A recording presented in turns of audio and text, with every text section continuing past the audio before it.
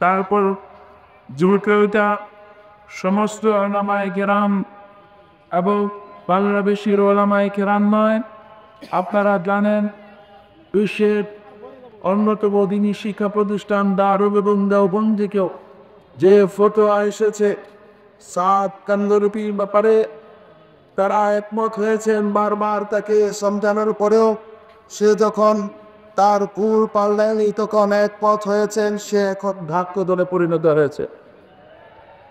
আমরা কয়েকটা বিষয়ে লক্ষ্য করছি, অনেকেই বলছেন যে দুই গ্রুপকে একসাথে মেলানো যায় কিনা।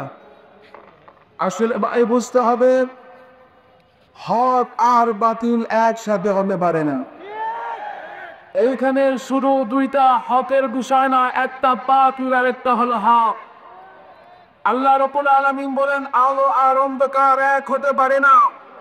ঠিক তেমনিভাবে তারা যেভাবে ওলামায়ে কেরাম এবং দ্বীন ইসলামকে বাইরে রেখে বুঝে মানুষের ঈমানকে হারাম করছে, তাদের সাথে ঐক্য হতে পারে না।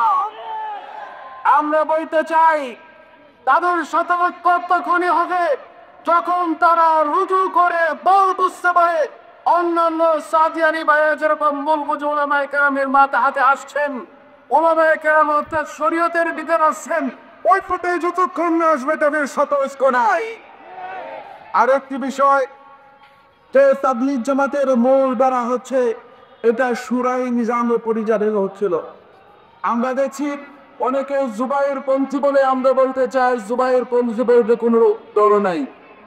এটা হচ্ছে শুরাই নিজাম, আর ওইটা হচ্ছে এককভাবে নিজের সাহসিত আমিরের নিজাম। আমরা সবাইকে আহ্বান জানাবো, বিশেষ করে মিডিয়া ভাইদেরকে বলবো, গতকালকে একটা অনাকাঙ্ক্ষিত ঘটনা ঘটেছে। বারবার বলার পরও আপনারা জুবাইর বন্ধু বলে যাচ্ছেন।